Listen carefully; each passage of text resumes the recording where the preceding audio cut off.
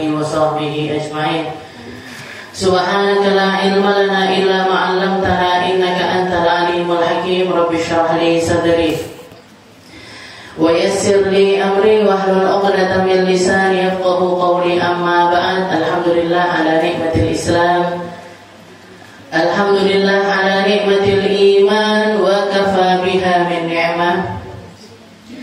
Alhamdulillah, segala puji bagi Allah Subhanahu wa ta'ala yang memberi kita nikmat Islam iman, yang memberi kita nikmat sehat sempat, yang memberi kita nikmat untuk bisa tergabung di lembaga-lembaga yang baik, tergabung di majelis-majelis yang baik, di tempat-tempat yang baik, bersambung dengan para guru-guru mulia kita, yaitu Buya Yahya dan juga Umi Fairuz. Semoga Allah Ta'ala memanjangkan umur beliau berdua, memberikan kesehatan selalu untuk beliau, dan juga ditambah sama Allah Ta'ala kecintaan di dalam hati mereka, sehingga selalu bisa membimbing kita di dalam kebaikan.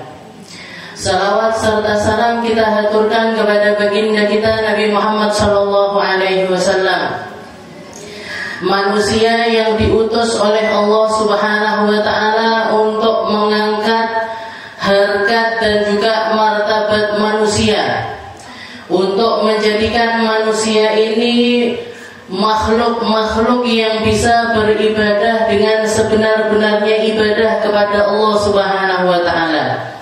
Tahu makna kehidupan, tahu makna penciptaan mereka di atas muka bumi ini hanya untuk beribadah kepada Allah, menghambakan diri kepada Allah, melakukan sesuatu yang terbaik untuk dipersembahkan semuanya kepada Allah Subhanahu wa ta'ala.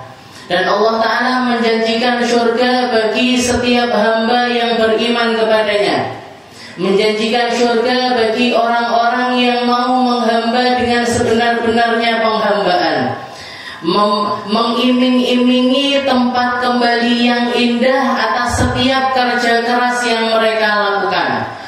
Letih, capek, bosan yang dilakukan atau yang dirasakan oleh manusia ini, ketika mereka menyalurkan rasa tersebut kepada Allah Subhanahu wa ta'ala, semuanya akan diganti dengan pahala. Karena kalau melihat tentang perkara dunia ini memang tempatnya capek, dunia ini memang tempatnya susah, dunia ini memang tempatnya sedih, dunia ini memang tempatnya seseorang untuk merasakan berbagai macam rasa yang gak enak. Dan itu terjadi baik kepada hamba yang beriman ataupun orang yang gak beriman sekalipun.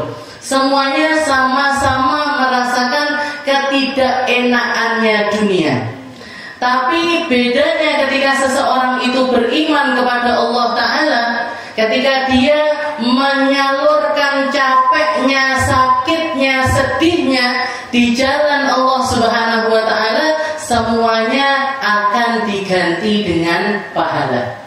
Ketika Rasulullah melihat putrinya yang begitu kecapean, Sayyidah Fatimah Zahra, sehari-hari itu di rumahnya capek luar biasa, ngurusi anak banyak, bersih-bersih rumah, cuci-cuci baju, masih lagi kalau mau masak harus giling gandum dulu. Jangan kalau mau bikin roti zaman sekarang tinggal pergi ke toko beli tepung, ya kan? Beli tepung sudah tinggal ngadon aja. Tapi kalau dulu, di zaman dulu, dari biji-biji gandum itu harus masih digiling dulu sampai dia kecil-kecil sampai halus, digiling berkali-kali, baru setelah itu tepung gandumnya ini bisa dimasak, bisa diadon untuk bikin kue atau bikin roti. Maka Sayyidah Fatimah ngadukan tangannya yang lecet-lecet, ngadukan tangannya yang kapal-kapalan, ngadukan tangannya yang sakit luar biasa, diadukan kepada ayahnya, "Wah, lihat tangan saya seperti ini." Apa jawabannya Nabi? Katanya Nabi, ajruki ala qadri nasabik. Wahai Fatimah, sesuai dengan capekmu Allah Ta'ala akan memberikan kamu pahala. Jadi bukan terus sama Rasul, kasihannya anakku, tangannya lecet-lecet, tak carikan pembantu ya, tak carikan rewang ya, tak carikan orang yang khidmah di rumahmu ya. Padahal Rasulullah kalau mau seperti itu, Bu, mungkin apa enggak? Mungkin. Kalau misalkan kita tinggal bersama di zamannya Nabi Muhammad SAW, terus Rasulullah bikin pengumuman, ibu-ibu muslimah al-bahjah, siapa yang mau khidmah di rumahnya Nabi? Kira-kira jenengan ngantri apa betul? Disik dewe sana. Disik dewe. Saya akan berangkat nomor 1 ini. Mungkin jubel-jubelan ini yang mau ngantri khidmah di rumahnya putrinya Nabi Muhammad SAW. Kalau kita aja merasa seperti itu, maka sudah pasti para sahabat perempuan di zaman Nabi juga merasakan hal yang sama. Banyak di antara mereka yang mau pengen untuk khidmah di rumahnya Sayyidah Fatimahuz Zahra. Tapi katanya Nabi Rasulullah nolak itu semuanya, dan bahkan beliau mengatakan kepada putrinya, ajruki ala qadri nasabik. Sesuai dengan capekmu, kamu akan diganjar pahala oleh Allah Subhanahu wa Ta'ala. Makanya ini adik-adik yang masih di pesantren, yang masih ngaji, belajar yang rajin, capek-capekkan diri untuk ngaji, untuk belajar, nggak apa-apa. Capek, ngantuk, sakit, kesemutan, ini, itu, dan lain sebagainya, itu semuanya nggak akan lepas dari pahalanya Allah Subhanahu wa Ta'ala. Begitu juga dengan ibu-ibu ini. Ibu-ibu ketika capek cucian banyak, setrikaan sak gunung nggak entek-entek, masak ini berantakan di sana, berantakan di sini. Kalau punya anak kecil-kecil, akan seperti itu, rumah kayak nggak pernah beres sama sekali. Diberesin kotor lagi, diberesin kotor lagi, satu pipis, satu satu gini gitu dan lain sebagainya. Nggak apa-apa, Bu. Ajruki ala qadri nasabik. Jenengan akan diganjar pahala sesuai dengan capeknya kita. Tinggal apa? Tinggal nyambungkan hati sama Allah. Tinggal nyambungkan rasa sama Allah. Tinggal nyambungkan ruh kita kepada Allah Subhanahu wa Ta'ala. Yakin di setiap capeknya kita ada pahala-pahala yang luar biasa dari Allah Subhanahu wa Ta'ala. Kita lanjutkan pembahasan kita masih di dalam kisahnya Nabi Allah Ibrahim. Allah Subhanahu wa Ta'ala banyak menceritakan kisah-kisah para nabi di dalam Al-Quran sebagai bentuk pembelajaran untuk kita, sebagai bentuk teladan bagi kita semuanya, agar menjadi orang-orang yang lurus, agar menjadi orang-orang yang berjalan dengan benar di jalannya Allah Subhanahu wa Ta'ala. Kalau yang lalu-lalu kita bahas tentang Nabi Allah Musa, sekarang kita akan membahas tentang Nabi Allah Ibrahim. Ketika salah satu sahabat Nabi nanya sama Nabi, ya Rasul, kaifa nusalli alaik? Ya Rasul, bagaimana cara kami bersalawat kepadamu ya Rasul? Jadi ada seorang sahabat nanya kepada Nabi Muhammad SAW, ya Rasul, kaifa nusalli alaik? Bagaimana cara kami bersalawat kepadamu ya Rasul? Jangan kan nyuruh kami salawat, jangan kan nyuruh kami, bahkan Allah Subhanahu wa Ta'ala menjanjikan, man shalla alayya salatan sallallahu alaihi biha asyra, wa man shalla alayya asyra sallallahu alaihi biha mi'ah. Katanya Nabi Muhammad, barang siapa yang salawat kepada Nabi Muhammad sekali, Allah Ta'ala menjanjikan salawat kepadanya 10 kali. Jadi ketika kita bersalawat, Allahumma sholli ala Sayyidina Muhammad wa ala ali Sayyidina Muhammad, itu respon dari Allah Ta'ala itu 10 kali lipatnya, Bu. Gembiranya Allah Ta'ala ketika melihat seorang hamba bersalawat kepada Nabi Muhammad, itu Allah Ta'ala itu gembira sekali. Bahkan ketika kabar tersebut datang kepada Nabi Muhammad SAW, Nabi Muhammad sampai sujud syukur. Nabi Muhammad sujud syukur sepanjang hari, ketawa terus. Ketika ditanya, "Mabika ya Rasul, kok jenengan ini hari ini kok sumringah sekali, kenapa ya Rasul?"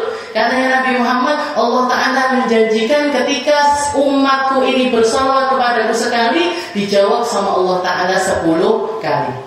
Juga ada salah seorang sahabat nanya, ya Rasul, kam usolli alaik ya Rasul, sehari ini saya harusnya bersalawat kepadamu berapa kali ya Rasul? Katanya Rasul, masyita wa inzitta fakhair. Katanya Nabi, terserah, sembarang. Kalau masalah salawat itu nggak ada patokannya. Kapanpun, berapapun terserah kamu. Kalau semakin banyak semakin baik. Maka sahabat tersebut mengatakan, ilan ar-rubu' ya Rasul. Kayak kalau gitu 1/4 hari saya ya Rasul. Jadi 24 jam dibagi 2, 12, dibagi 2 lagi 6. Sehari saya akan salawat 6 jam ya Rasul. Nih, salawatan maulutan 6 jam. Jangan bayangkan. Baca maulid itu saya lihat rata-rata 1 jam. Kalau pengen 6 jam berarti 6 kali baca maulid dalam sehari. Yeah. Katanya Nabi Muhammad, ar-rubu', katanya sahabat tersebut, 1/4 dari saya ya Rasul. Katanya Nabi, masyita wa inzitta fakhair. Terserah kamu, tapi semakin banyak semakin baik. Idan an-nisf ya Rasul, kalau gitu separuh hari saya ya Rasul, 12 jam. Oke, 12 jam, separuh hari saya salawat ya Rasul. Katanya Nabi, masyita wa inzitta fakhair. Terserah kamu, kalau semakin banyak semakin baik. Katanya sahabat tersebut, tulutan ya Rasul, 2/3 kalau gitu ya Rasul. Berarti berapa?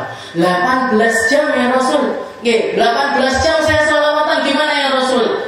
Masyita wa inzitta fakhair. Katanya Nabi, terserah kamu, semakin banyak semakin baik. Maka katanya sahabat tersebut, idan aja'al yaumi kullaha shalah. Kalau gitu sepanjang hari, setiap waktu, selain ibadah-ibadah wajib, selain amaliah-amaliah yang harus saya kerjakan, saya akan bersalawat kepadamu terus ya Rasul. Maka katanya Nabi Muhammad, idan tukfahamu wa yughfar dzambuk. Katanya Nabi, kalau kamu bisa jadi orang yang semacam itu, kamu gak akan pernah kenal sumpek, gak akan pernah merasakan rasa hati yang gak enak, dan kamu akan selalu diampuni oleh Allah Subhanahu wa Ta'ala. Idan tukfahamu, katanya Nabi, kalau kamu bisa jadi orang yang banyak salawatnya, apalagi salawatan terus, menghadirkan Nabi Muhammad selalu dan selalu di dalam hati kita, kita gak akan pernah kenal rasa sumpek. Gak akan pernah kenal rasa sumpek. Di Indonesia ini, salah satu ikonnya orang bersolawat itu kan Habib Syekh. Jangan kenal Habib Syekh Solo. Yang jadi pelopor banyaknya kemunculan tim hadrah di mana-mana. Sampai di gunung-gunung saya itu ketemu orang-orang yang bisa hadrahan ala Habib Syekh. Lagunya ya Hanana, lagu-lagu yang dipopulerkan sama Habib Syekh itu. Kalau kita lihat Habib Syekh itu di antara banyaknya para habaib, yang paling bikin teduh, yang paling bikin adem itu Habib Syekh. Saya melihat waktu ada hall Solo, kalau nggak salah, guru saya Habib Umar itu datang. Kalau habaib-habaib itu duduk di depan-depan sama yang khusyuk, sama yang istilahnya rapi, ngoten niku lah istilahnya khasnya para ulama, kan mesti rapi, pakai gamis, pakai seperti itu. Habib Syekh buatan di belakang beliau, di belakangnya Habib Umar, ngambil kardus dikipasi. Ngipas-ngipasi Habib-Habib ini tadi. Jadi beliau nggak istilahnya nggak yang pengen ketok pripun, bukan. Di belakangnya Habib-Habib beliau itu ngipas-ngipasi. Saya baru tahu maknanya Nabi Muhammad yang mengatakan idan tukfahamu, kamu akan jadi orang yang plong. Hatimu bakalan dikasih hati yang plong sama Allah Ta'ala. Kamu akan bisa menjadi dirimu sendiri, ridho dengan keadaan dirimu, ridho dengan setiap nasib yang Allah Ta'ala nasibkan kepadamu, ridho dengan setiap takdir yang Allah Ta'ala datangkan kepadamu, ketika salawat itu jadi amalia harianmu. Idzan tukfahamu wa yughfar dzambuk, kamu akan diampuni juga dosanya oleh Allah Subhanahu wa Ta'ala. Maka dikatakan ketika ada sahabat nanya sama Nabi, ya Rasul, kaifa nusalli alaik? Caranya sholawat yang benar ini gimana ya Rasul? Caranya kita mengucapkan kalimat sholawat itu yang benar seperti apa Nabi Muhammad mengatakan, "Qul," ucapkan, "Allahumma shalli ala sayyidina Muhammad wa ala ali sayyidina Muhammad kama shallaita ala sayyidina Ibrahim wa ala ali sayyidina Ibrahim wa barik ala sayyidina Muhammad wa ala ali sayyidina Muhammad kama barakta ala sayyidina Ibrahim wa ala ali sayyidina Ibrahim innaka Hamidun Majid." Ini bacaan apa, Bu? Tahiyat akhir. Tahiyat akhir itu bacaannya at-tahiyatul mubarakatus sholawatut thayyibatu lillah. Itu bacaan tahiyat akhir. Tapi di antara bacaan tahiyat akhir ada tambahan sholawat Nabi yang wajib dibaca di dalam tahiyat akhir. Jadi bacaan tahiyat itu lain. Tahiyatul mubarakatuh sampai kepada asyhadu an la ilaha illallah wa asyhadu anna Muhammadan abduhu wa rasuluh. Baru setelah itu sholawat. Nah, sholawat, jadi dua bacaan ini adalah dua bacaan wajib yang harus dibaca ketika kita sholat di dalam tahiyat akhir. Nah, tapi yang kedua ini sholawat. Atau lebih benarnya lagi disebut dengan nama sholawat Ibrahimiyah. Sholawat Ibrahimiyah. Jadi ini kenapa kok sholawat Ibrahimiyah yang dipakai ketika tahiyat akhir? Kenapa enggak sholawat Nariyah misalkan, atau sholawat Fatih, atau sholawat yang lain? Itu sholawat ini kan bentuknya macam-macam sekali. Kenapa kok yang dipakai itu sholawat Ibrahimiyah? Karena lafaz sholawatnya itu yang ngajarin langsung adalah Nabi Muhammad SAW. Meskipun ketika diucapkan Nabi gak ada kalimat sayyidina, gak ada kalimat sayyidinanya. Jadi kalau ada kelompok orang bilang sholawat tahiyat itu ya gak usah pakai sayyidina, tapi wong NU kan bangga kadek sayyidina. Kenapa? Karena lafaz sayyidina itu sendiri gak merusak bacaan sholawat. Gak merusak bacaan dari lafaz sholawat itu sendiri. Sayyidina ini apa sih artinya? Sayyidina itu artinya adalah tuanku. Lah kalau Rasulullah ngajarin, Allahumma sholli ala Muhammad, Rasulullah ngajarinnya Allahumma sholli ala Muhammad wa ala ali Muhammad wa sholli ta'ala kama shallaita ala Ibrahim wa ala ali Ibrahim wa barik ala Muhammad wa ala ali Muhammad kama barakta ala Ibrahim wa ala ali Ibrahim. Kalau Nabi Muhammad mengucapkan itu, ngajarin itu karena Rasulullah sendiri yang baca. Nah, misalkan saya buka majelis ini, ibu-ibu yang saya hormati dan juga saya menghormat kepada diri saya sendiri. Siapa? Saya misalkan manggil yang termulia Ustazah Syarifah Aminah Asegaf. Misalkan jenengan kan iki Ustazah iki piye? Kok memuji-muji dirinya sendiri? Kok memulia-muliakan dirinya sendiri? Kan kata. Maka dikatakan ketika Rasulullah mengucap itu, beliau minta wadu. Dari tawaduknya Nabi, beliau enggak pakai sayyidina. Tapi para sahabat mengucapkan pakai sayyidina. Jadi enggak ada masalah di dalam hal tersebut. Ketika ada sahabat tanya, "Kaifa nusolli alaihi?" Gimana caranya sholawat yang benar ya Rasul? Sama Rasulullah diajarin sholawat namanya sholawat Ibrahimiyah. Namanya sholawat Ibrahimiyah. Jadi memang antara agamanya Nabi Muhammad dengan agama yang dibawa sama Nabi Allah Ibrahim itu 100% sama. Gak ada perbedaan sama sekali. Mungkin ada beberapa perbedaan hanya di dalam tata cara ibadah saja, tapi dari segi akidah, dari segi ibadah, dari segi hal-hal yang dilakukan sama Nabi Allah Ibrahim, Nabi Muhammad itu seringkali berkaca kepada syariatnya Nabi Allah Ibrahim. Maka ayat yang akan kita bahas adalah ketika Allah Ta'ala menceritakan, wa idh ja'alnal baita matabatan lin-nasi wa amna wattakhidhu min maqami Ibrahima musalla. Katanya Allah Ta'ala kepada Nabi Allah Ibrahim, wa idh ja'alnal baita matabatan lin-nas, wahai Muhammad, sesungguhnya aku telah menjadikan al-bait Al-Bait itu apa? Al-Ka'bah Al-Musyarrafah. Bangunan Ka'bah itu, Bu, dibikin sama Allah Ta'ala. Sudah ada mulai dari pembentukan dunia itu sendiri sampai diturunkan mulai dari zamannya Nabi Allah Adam sampai kepada Nabi Allah Ibrahim sampai kepada Nabi Muhammad SAW. Tempatnya adalah tempat yang mulia, tempatnya adalah tempat yang mulia, dan bagian dari Ka'bah itu sendiri untuk menjadi mathabatan linnasi wa amna.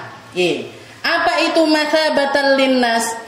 Dikatakan oleh para ulama yang namanya mathabatan itu adalah marji'un yarji'una ilaihi annas, tempat kembalinya seluruh jiwa manusia, tempat terpautnya seluruh jiwa manusia. Orang kalau dikasih keimanan sama Allah Ta'ala, orang kalau dihadiahi hidayah sama Allah Ta'ala, hatinya pasti terpaut dengan Ka'bah. Hatinya pasti merindu dengan tempat yang ada di negeri Makkah, khususnya yaitu Ka'bah itu sendiri. Orang iman itu gak usah jenengan yang sampun sepuh-sepuh. Anak kecil-kecil aja kalau disetelin videonya Mekah, orang-orang lagi tawaf, orang-orang lagi keliling-keliling di daerah di area Masjidil Haram, itu mereka pasti pengen pergi ke sana. Itu memang ketetapan dari Allah Ta'ala, wa idh ja'alnal baita mathabatan linnas. Orang itu, hatinya orang Islam itu, hatinya orang iman itu tempat kembalinya ya ke negeri Mekah. Kalau saya tanya sekarang, jenengan kalau ditawarin umroh, ngeten apa ngeten? Ngeten apa ngeten? Ada yang nggak mau umroh, ada yang nggak mau haji, ada yang nggak mau ketika diundang ke sana. Enggak, aku tak nenggone Bali aja lah misalnya. Saya tak pergi ke daerah yang lain aja lah. Belum siap saya, belum pas ini hati saya. Kalau dilihat ke dalam hati kecil kita, mesti semuanya pengen ke sana.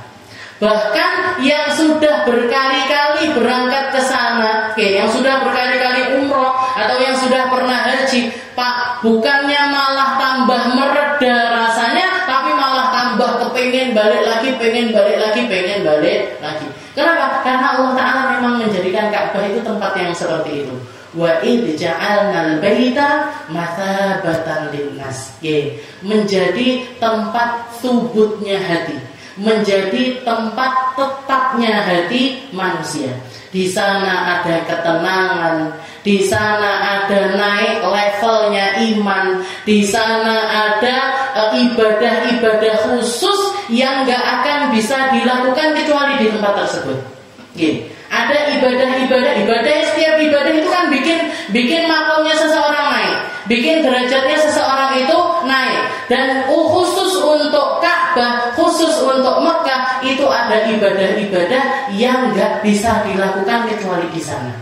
Apa itu? Tawaf, Bu. Jenengan arepe tawaf di daerah Madiun sana ada Ka'bah-Ka'bahan. Ayo Bu, budal umroh neng Madiun. Jamaah Majelis Al-Bahjah Kemis siang nyelengi bareng-bareng budal neng Madiun. Berapa nyelenginya? 300.000 paling sudah nyampe Bu berangkat ke sana. Nah, 150 malah iso koyo iki.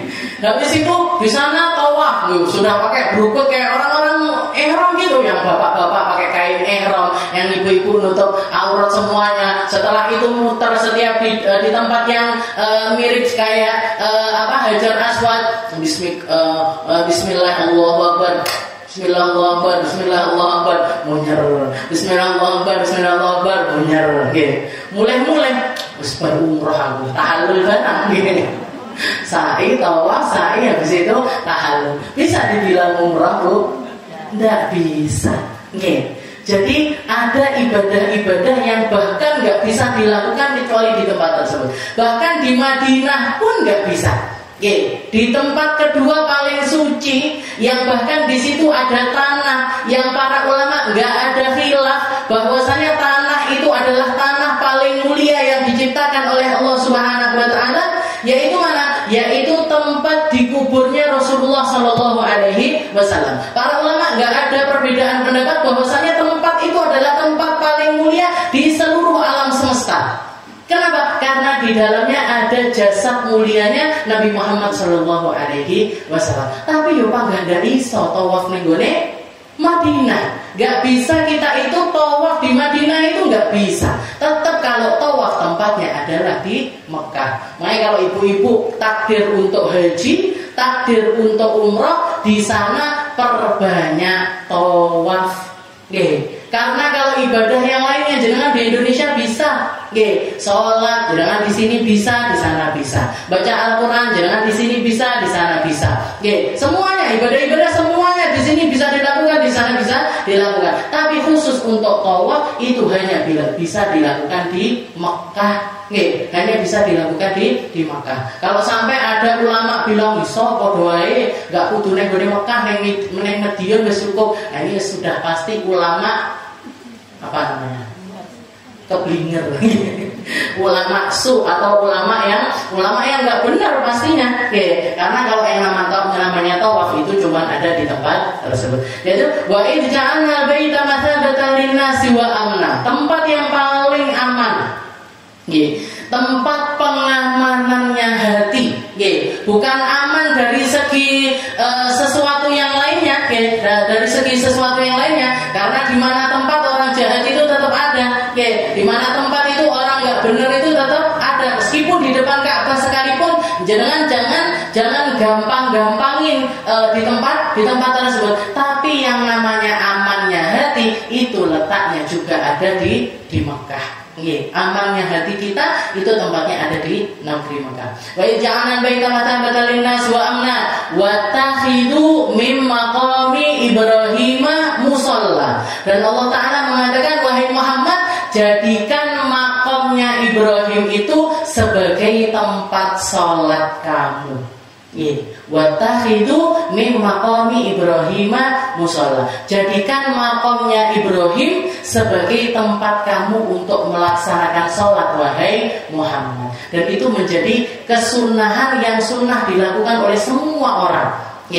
Makanya salah satu kesunahan setelah tawaf nih, setelah tawaf, selain sholat di tempat yang lurus sama multazam, kalau bisa sholat di multazam baik. Tapi kayaknya kalau zaman sekarang terlalu sulit untuk sholat di multazam, tempat antara rukun yang ada hajar aswadnya sama pintunya Ka'bah, di tempat itu namanya adalah multazam. Tempat yang katanya Nabi, doa apapun di tempat tersebut pasti diijabah sama Allah Ta'ala.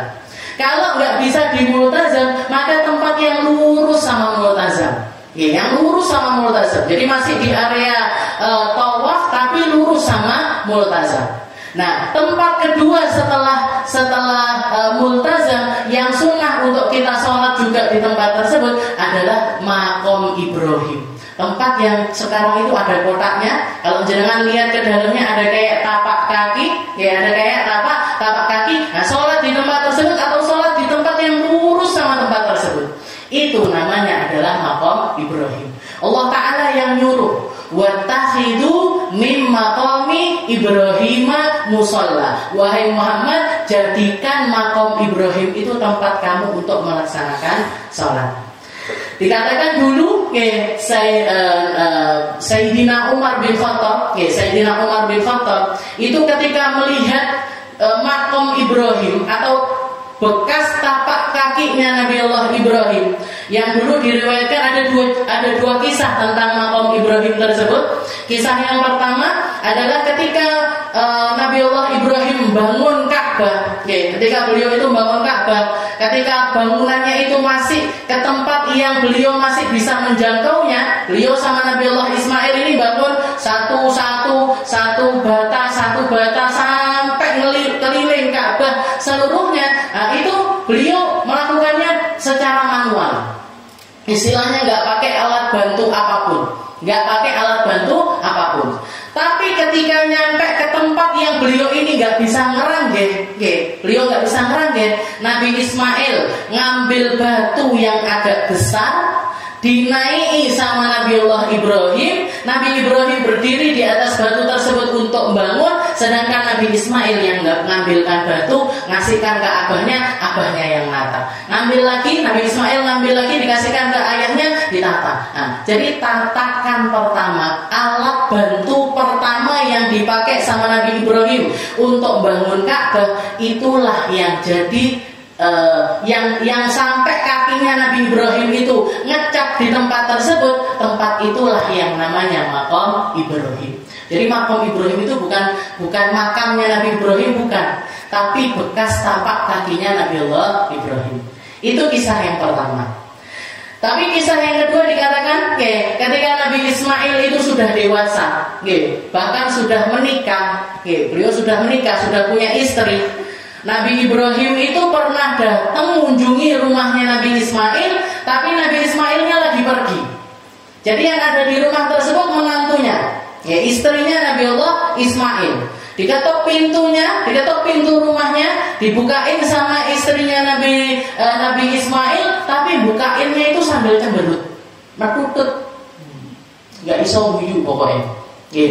Cemberut, dibukain pintu, dipersilahkan masuk, ndak dikasih minum, ndak dikasih jajan, istilahnya nggak dihormati selayaknya tamu datang istilahnya.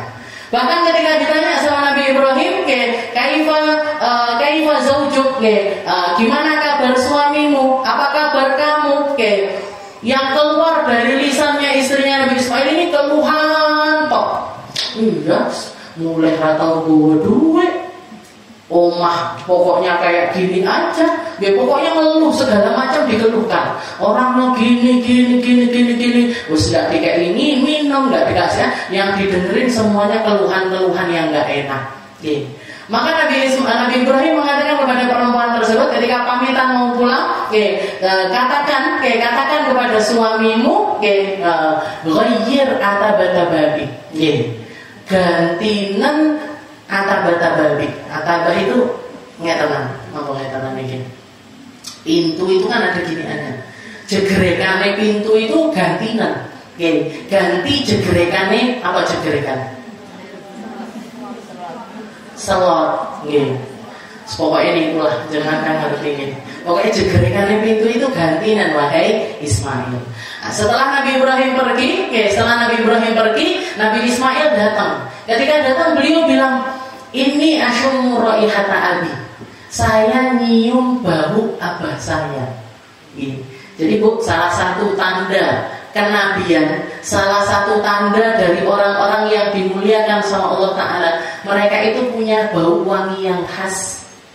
Makanya salah satu sifatnya Nabi Muhammad SAW, idza jalasa fi majlisin baqiyati buhu ayyaman wa in taghayyab. Jangan baca di Maulid tiba. Katanya sifatnya Nabi Muhammad itu, kalau Nabi Muhammad itu duduk di majlis, duduk majlis ngaji ngeten ini, kalau beliau pergi, baunya ini masih menetap di tempat tersebut beberapa hari. Baqiyatibuhu ayyaman. Bau badannya Nabi ini masih menetap di tempat tersebut beberapa hari walaupun orangnya sudah pergi. Bukan bau nggak enak, tapi bau wangi yang luar biasa. Nah, itu bukan cuma dimiliki sama Nabi Muhammad SAW saja, tapi semua nabi-nabinya Allah Ta'ala yang sebelum-sebelumnya itu mesti punya suara terindah, fisik terelok, bau terwangi.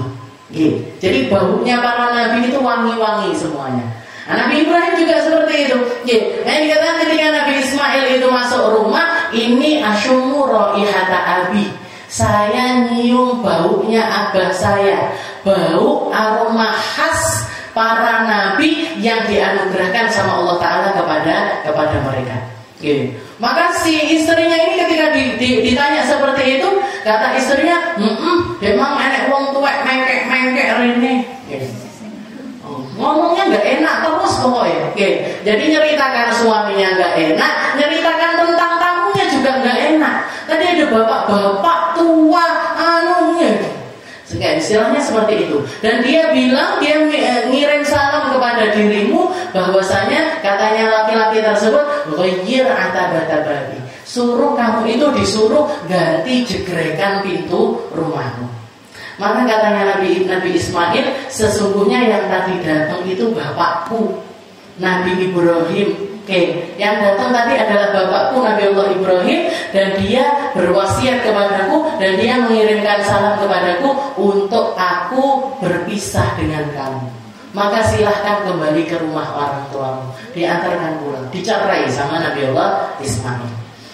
Nah itu yang kedua, dicerai. Nah setelah itu Nabi Ismail nikah lagi dengan perempuan yang lain.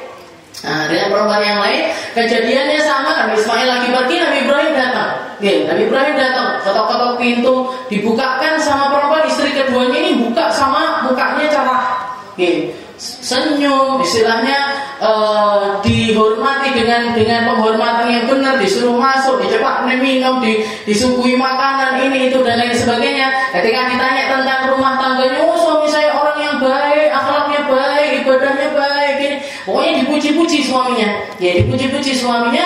Bahkan dikatakan si istrinya ini tadi, si istrinya Nabi Ismail ini tadi nyepakne istilahnya air untuk basuh kakinya Nabi Allah Ibrahim.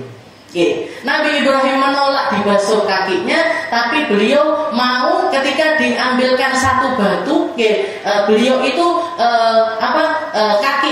kakinya Nabi Ibrahim itu diletakkan di tempat tersebut dan langsung ngecat satu kaki, ngecat satu kaki. Nah, setelah itu beliau pergi.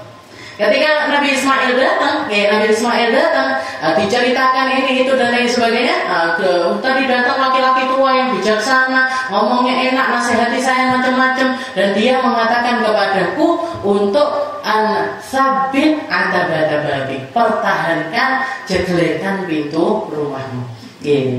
Jadi yang pertama suruh ganti, yang kedua disuruh mempertahankan. Maka katanya Nabi Ismail, dia adalah ayahku dan dia berwasiat kepadaku untuk saya mempertahankan rumah tangga dengan kamu sampai akhir hayat kita berdua. Nah, tanah yang tadi dibawa sama istrinya Nabi Ismail untuk dipakai, istilahnya kalau orang zaman mungkin tinggi keset, istilahnya gitu. Nah, itu yang membentuk kakinya Nabi Ismail, itu yang sekarang ini menjadi maqamu Ibrahim.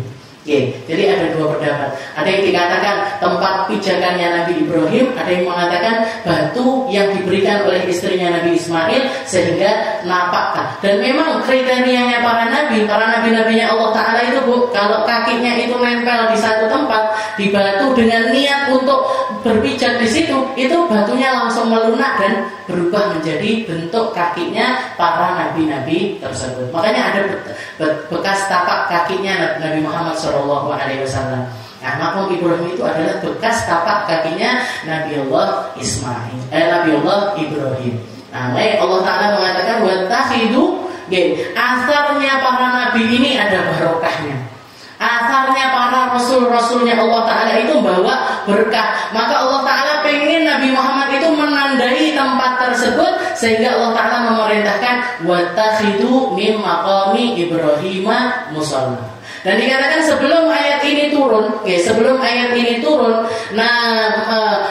Sayyidina Umar bin Khattab, Sayyidina Umar itu pernah mengatakan kepada Nabi Muhammad SAW, ya Rasul, lawit takhatta maqama Ibrahim musalla. Ya Rasul, kenapa jenengan ini enggak menjadikan batu bekas pijakan Nabi Ibrahim ini sebagai musallanya kita, sebagai tempat sholatnya kita? Sebelum ayat itu turun, Sayyidina Umar itu sudah merekomendasikan hal tersebut kepada Rasulullah SAW. Gak lama setelah itu turun ayat tersebut. Kenapa kok? Jadi Sayyidina Umar ini memang banyak, Bu. Ayat-ayat yang turun itu sebelum ayatnya turun, Sayyidina Umar itu sudah punya kerentak tentang hal tersebut. Bahkan para ulama itu menghitung ada sekitar 18 ayat yang turun dikarenakan oleh pertanyaannya Sayyidina Umar. permintaan dari Sayyidina Umar itu langsung dikabul sama Allah Ta'ala, ya, langsung dikabulkan oleh Allah Ta'ala. Tapi kalau di dalam hadis yang sahih, Sayyidina Umar ini menceritakan thalathatul mawaqi', ada 3 tempat yang aku minta kepada Nabi Muhammad, gak lama setelah itu dikabulkan langsung oleh Allah Subhanahu wa Ta'ala. Yang pertama ini tadi, yang pertama adalah ayat wattakhidhu mim maqami Ibrahim musalla. Wahai Muhammad, jadikanlah maqam Ibrahim itu sebagai musalla, sebagai tempat kamu untuk melaksanakan salat. Yang kedua dikatakan sama Sayyidina Umar mengatakan, yang kedua adalah ketika aku melihat banyak laki-laki itu lalu lalang di rumahnya Nabi, padahal di situ ada ummahatul mukminin, ada istri-istrinya Nabi, ada Sayyidah Aisyah, ada Sayyidah Hafsah, ada Sayyidah Sauda, ada Sayyidah Maimunah dan lain sebagainya. Banyak istri-istrinya Nabi ini di rumah samping masjid itu, banyak laki-laki ini masuk-masuk di rumahnya Nabi Muhammad. Wa minhumul bar wal fajir, dan yang datang ini kadang orang baik, kadang orang enggak baik. Kadang orang muslim, kadang orang non-muslim. Kadang orang yang sudah beriman, kadang orang yang belum beriman. Katanya Nabi, katanya Sayyidina Umar, saya itu kok kepikiran sama istrinya Nabi, dilihat sama laki-laki yang mungkin ada yang baik, ada yang enggak baik. Kalau yang baik mungkin bakalan nundukkan pandangan, tapi yang enggak baik ini kan kadang-kadang nanti mencerita-ceritakan kepada laki-laki yang lainnya. Maka beliau bilang sama Rasul, ya Rasul, kenapa jenengan ini enggak nyuruh istri-istrinya jenengan untuk berhijab, untuk menutup wajah mereka, untuk tidak memperlihatkan aurat mereka secara sempurna. Enggak lama setelah itu turun ayat hijab. Wa qarna fi buyutikunna wa la tabarrujna tabarrujal jahiliyatil ula. Istri-istrinya Nabi disuruh menetap di rumah, tidak boleh bertabarruj, tidak boleh membuka pakai perhiasan di depan para laki-laki. Bahkan wa qul lil mu'minati yaghuddna min absarihinna wa yahfazna furujahunna wa la yubdina zinatahunna illa li bu'ulatihinna wa ikhwani. Bahkan sama Allah Ta'ala diperintahkan untuk suruh menundukkan pandangan dan gak boleh memperlihatkan aurat mereka kecuali di depan suaminya, di depan abah suaminya atau mertua, di depan kakaknya atau saudara laki-lakinya, di depan pamannya, dari paman yang laki, dari paman yang ibunya. Nah itu dirincikan sama Allah Ta'ala, di depan siapa saja kita boleh membuka aurat kita. Orang-orang yang kita kenal dengan nama maharim, orang-orang yang mahram sama kita, yang haram untuk dinikahi, yang haram dinikahi, orang tua, kakek, ke atas, ke samping, anak, cucu, sampai ke bawah, sampai ke samping. Nah, itu semuanya menjadi para mahram yang kalau kita wudu nggak batal sama mereka. Salaman nggak batal. Terus aurat juga boleh, istilahnya jangan nggak jilbaban di depan mereka, itu juga nggak apa-apa. Nah, ini rekomendasinya dari siapa? Dari Sayyidina Umar. Dari Sayyidina Umar. Lalu yang ketiga dikatakan Nabi Sayyidina Umar ini juga bilang sama Nabi Muhammad, ya Rasul, jangan itu mbok yang tegas sama orang-orang munafik. Kalau ada orang munafik meninggal, tidak usah disolati ya Rasul. Turun ayat yang mengatakan wala taqum ala qabrihi wala tusalli ala ahadin minhum mata abadan. Katanya Allah Ta'ala, wahai Muhammad, jangan kamu berdiri di makomnya orang-orang yang mati dalam keadaan munafik, jangan kamu solati satupun di antara mereka. Jadi ayatnya itu persis seperti yang dikatakan sama Sayyidina Umar. Makanya para ulama mengatakan, kenapa kok Sayyidina Umar ini bisa punya hati dan juga pikiran yang revolusioner. Apa itu sana revolusioner? Jadi sebelum ayatnya turun ini beliau sudah nebak-nebak itu pas sama ayat-ayat tersebut. Dikatakan para ulama mengatakan karena Sayyidina Umar ini menghadapi tahapan-tahapan mujahadatun nafs itu semuanya dilalui sama Sayyidina Umar. Jadi orang itu kita semuanya ini kan punya hawa nafsu. Kita semuanya ini kan punya pengen ngombe, milik ngombe, gitu. Pengen geletak, miliknya jangan kalau saya tawarin di sini, Bu, jangan milik geletak atau milik ngaji. Guyu. Ya sebenarnya yang milik layar-layar saja enak ngene panas-panas gini enaknya leher-leher, kipas-kipas, ngoten toh. Ya kalau enggak usah jilbaban gitu kan, di rumah enak adem. Nggih. Nah itu tapi ketika jenengan memutuskan untuk datang ke sini, itu kan di situ ada peperangan nafsu kita. Ya, ada peperangan nafsu kita. Dan semua manusia ini punya nafsu-nafsu bawaan. Dari lahir itu punya nafsu-nafsu bawaan. Tentang makan, tentang minum, tentang tidur utamanya. Ya, makan, minum, tidur itu nafsu yang sudah memang bawaannya manusia itu punya hal tersebut. Makanya Imam Al-Busiri di dalam burdahnya itu mengatakan wan nafsu katifli in tuhmilhu syabba ala hubbir radha wa illam taftimu yanfatim. Katanya Imam Al-Busiri, nafsu itu kayak anak kecil yang nyusu kepada ibunya. Kalau misalkan sampai lebih dari 2 tahun mereka enggak disape, enggak disape dari menyusu sampai gede nyusu, Bu. Gitu, betul. Jangan eleng-eleng dulu pas nyampe anaknya. Ada yang digambari lipstik, ada yang dikasih jamu, ada yang biar anaknya takut, biar tidak nyusu lagi. Nah, itu katanya Imam Busiri, nafsu itu kayak anak kecil itu. Dari kecil dia tahunya asupan makanan itu ya dari susu ibunya sampai gede nyusu sampai 2 tahun batasnya. Kok sampai di atas 2 tahun dan jenengan sampai gede nyusu. Saya dapat cerita ada satu orang, kalau nggak salah malah paman saya sendiri, itu sampai 4 tahun masih nyusu ibunya. Jadi sekolah kayak playgroup itu pulang dibuka susunya ibunya nyusu. Kenapa? Karena nggak disape, nggak tega ibunya untuk nyape. Nafsu itu kayak gitu. Kalau jenengan nggak nyape nafsu tersebut, dia akan terus-terusan jadi orang yang melakukan apapun yang menjadi keinginannya dia. Liar. Jadi nafsu itu akan menjadi liar ketika dia nggak dididik dari kecil. Nah, tahapan-tahapan dari mujahadatun nafs itu ada tiga tahapan. Tahapan yang pertama itu adalah tahapan mukabadah. Tahapan mukabadah ini apa? Tahapan pemaksaan. Jadi pertama itu kalau jenengan mau menghilangkan kebiasaan-kebiasaan buruk, mau menghilangkan nafsu-nafsu yang nggak benar, memang dari awal itu pertama dipaksa dulu. Nanti kalau sudah dipaksa, dia akan naik level, namanya al-istislam. Istislam itu apa? Masih ada perdebatan di dalamnya, tapi selalu dia itu memilih untuk meninggalkan hawa nafsu tersebut. Itu namanya istislam. Nah nanti kalau sudah masuk setelah levelnya istislam ini juga dilalui, nanti masuk ke level namanya level muwafaqah, yang sudah sesuai dengan kehendaknya Allah Subhanahu wa Ta'ala. Makanya Nabi Muhammad mengatakan la yu'minu ahadukum hatta yakuna hawahu taba'an lima jitu bih. Katanya Nabi Muhammad, tidak sempurna iman salah satu di antara kalian sampai hawa nafsunya itu sesuai sejalan dengan apa yang datang lewat Nabi Muhammad sallallahu alaihi wasallam.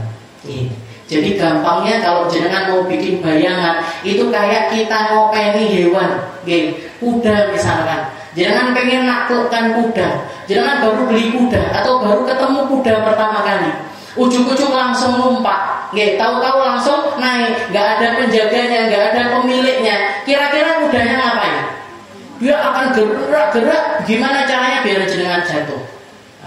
Jadi kalau misalkan masih punya kuda atau ketemu kuda pertama kali, yang harus pertama kali dilakukan apa? Dielus-elus, Bu. Dielus-elus, kenalan dulu. Jenenge sopo dah, kuda.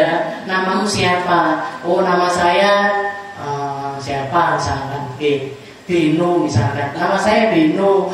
Saya namanya Aminah, kenalan dulu. Dikasih rumput, dikasih makan. Nah, nanti beberapa hari sudah kenalan, baru naik. Naiknya itu pun pelan-pelan. Naiknya itu pun pelan-pelan. Pelan-pelan dari mulai pelan-pelan dulu, baru setelah itu agak kencang. Nah, nanti kalau sudah terbiasa sudah kenal, sudah punya chemistry sama si kuda ini tadi, dia akan tunduk kepada kita. Diginikan tak esmanut. Dah duduk. Beno berdiri. Ahli-ahli kuda itu kan tak gitu tak datang kudanya. Lari. Duduk. Makan. Minum. Cukup pakai isyarat saja dia sudah tunduk. Hawa nafsu itu juga seperti itu. Jangan eleng-eleng dulu ketika pertama kali puasa gimana? Ketika pertama kali sholat gimana? Anak-anak kecil itu umur 7 tahun, 8 tahun disuruh sholat. Sholat terpaksa mereka. Pokoknya bar. Gak bisa. Nah, ini namanya apa? Mereka ada di tahap mukabadah. Kalau pertama kali belajar puasa, dulu jam main. Jam 10, jam 11, jam 12, jam 1. Seperti itu terus. Tapi nanti setahun pertama, tahun kedua sudah istisram. Oh iya, pokoknya masih berat di dalam hati, tapi sudah mulai terbiasa. Nah sekarang kayak jenengan ini sholat, puasa sudah pakai edet-edetan. Ada berarti sholat, asar berarti sholat asar, maghrib waktunya sholat maghrib, Ramadan berarti puasa Ramadan, gak pakai tawar-menawar lagi. Poso bonda indah. 10 Ramadan ya berarti puasa. Waktunya sholat berarti sholat itu namanya maqam muwafaqah. Dan di segala macam ibadah itu semuanya membutuhkan tahap-tahapan ini. Nah, dikatakan Sayyidina Umar bin Khattab itu adalah seseorang yang sebelum datangnya Islam, beliau ini orang yang hawa nafsunya itu dituruti semuanya. Sayyidina Umar itu terkenal dengan kebengisannya. Laki-laki mana di negeri Mekah yang gak pernah ditantang duel sama Sayyidina Umar? Beliau pengen bunuh orang, beliau berangkat bunuh orang. Beliau pengen minum, beliau minum. Beliau pengen tarung. Jadi jagoan Sayyidina Umar itu. Jadi di negeri Mekah itu terkenal kalau beliau itu punya badan kuat, ngalahkan orang banyak. Preman istilahnya. Senengannya ngombe, senengannya minum minuman keras. Bahkan ketika dengar kabar kalau Rasulullah SAW itu diangkat menjadi nabi dan beliau ini dengar ini sudah mulai bikin perpecahan di antara orang-orang Arab, beliau keluar dari rumahnya itu bawa pedang, niatnya mau bunuh Rasulullah SAW. Pengen matani orang beliau itu. Sayyidina Umar. Nah, tapi begitu beliau masuk ke dalam agama Islam, itu menjadi titik baliknya Sayyidina Umar. Ditundukkan hatinya oleh Islam, ditundukkan perangainya oleh Islam, ditundukkan hawa nafsunya oleh Islam, dan itu beliau lakoni pelan-pelan. Jadi mulai dari mukabadah sampai istislam sampai muwafaqah. Mulai dari dipaksa hawa nafsunya untuk tunduk sampai dia bisa tunduk, sampai menjadi sangat-sangat tunduk kepada Allah Subhanahu wa taala. Makanya ada pepatah yang mengatakan innalillahi rijalan idza aradu aradallah. Allah taala itu punya dari hamba-hambanya ini para laki-laki, orang-orang yang kalau mereka itu punya kerentak sesuatu, Allah taala juga kerentak dengan hal yang sama. Kalau dia menginginkan sesuatu, Allah taala juga menginginkan hal yang sama seperti yang diinginkan oleh para hamba-hamba bertakwa tersebut. Kenapa? Itu asar dari cahaya takwanya mereka yang mereka dapat dari proses yang luar biasa berat. Sehingga menjadi orang-orang yang dikasih ilmu yang tidak Allah Ta'ala berikan kepada orang-orang yang lainnya. Makanya Allah Ta'ala mengatakan di dalam Al-Quran, wattaqullah wa yu'allimukumullah. Kamu itu takwalah dulu kepada Allah Ta'ala, nanti Allah Ta'ala yang ngajarin, Bu. Bertakwa dulu sama Allah Ta'ala, nanti ilmunya Allah Ta'ala akan datang bersama dengan ketakwaanmu. Belajar itu, ngaji itu, dapat ilmu itu harus dibarengi dengan takut sama Allah Ta'ala, harus dibarengi dengan ketakwaan kepada Allah Subhanahu wa Ta'ala. Karena ilmu itu cuma alat sebenarnya. Ilmu itu cuma alat. Kalau alat ini tadi diletakkan atau didapat oleh orang-orang yang baik, dia akan dipakai untuk kebaikan. Tapi kalau didapat atau ada di tangan orang-orang yang nggak baik, dipakai untuk melakukan hal yang nggak baik. Kayak pisau, Pisau itu kalau di tangannya para tukang masak manfaatnya besar. Tinggi ngiris bawang, brambang, telur diiris apa enggak tuh? Enggak ya. Jadi ini masih fokus berarti. Sampai enggak nyambung.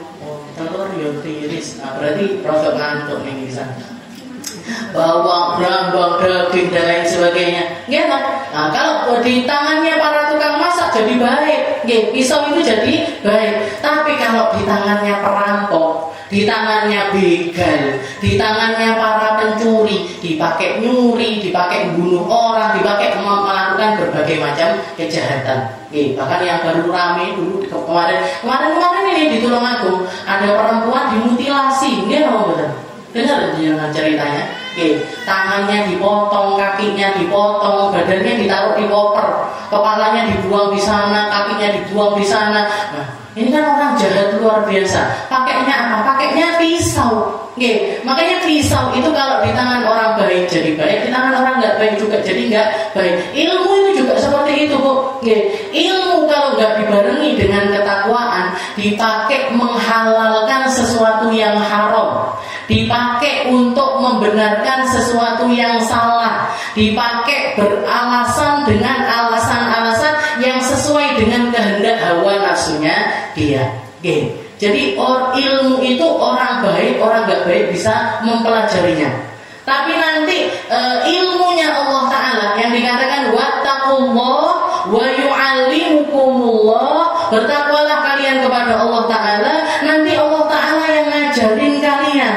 Ngajarin kalian untuk apa? Ngajarin kalian untuk memahaminya dengan benar, mengamalkannya dengan benar, menyampaikannya dengan benar, memanfaatkannya dengan cara yang benar. Itu cuma bisa datang dari Allah.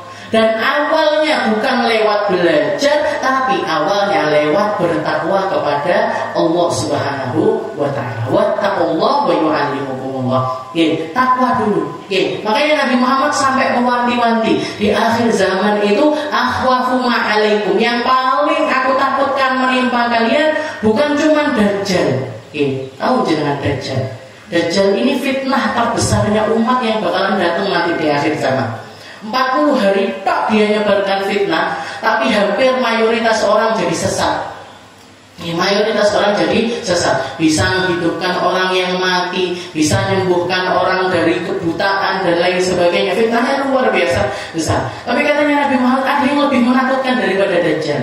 Apa itu ya Rasul? Ulama usuk, ulama-ulama yang jahat, ulama-ulama yang sesat, ulama-ulama yang gak lurus di jalannya Allah Subhanahu wa Ta'ala. Ulama ini kan identik dengan didengerin orang, diambil petuahnya, diambil fatwanya, diambil hikmahnya. Nah kalau dia itu sendiri gak benar, bukan cuma sesat, tapi menyesatkan orang banyak. Itu diwanti-wanti sama Nabi Muhammad. Nabi Muhammad juga mengatakan man ta'allama al-ilm liyubahi bihi wujuhan nas, barang siapa yang belajar ngajinya itu niatnya enggak benar, niatnya untuk mengumpulkan harta, niatnya untuk ngambil pandangannya orang dan lain sebagainya, katanya Nabi Muhammad baunya surga aja dia enggak nyium. Dan orang belajar ilmunya Allah, belajar Al-Quran, belajar hadis, belajar sirah, belajar tafsir, belajar usul fikih dan lain sebagainya. Tapi karena niatnya dia salah, karena niatnya dari awal itu gak benar, makanya belajar dengan mondokin anak, bahkan anak-anak yang mondok ini, yang sekolah-sekolah agama, niatnya harus diluruskan dulu. Niatnya kudu bener dhisik, jangan sampai niatnya itu nyeleweng kemana-mana. Karena katanya Nabi, kalau orang belajar dengan cara semacam ini, niatnya itu gak benar, nanti di hari kiamat nyium baunya surga aja gak bisa mereka. Nah ini yang dikatakan sama Nabi Muhammad SAW.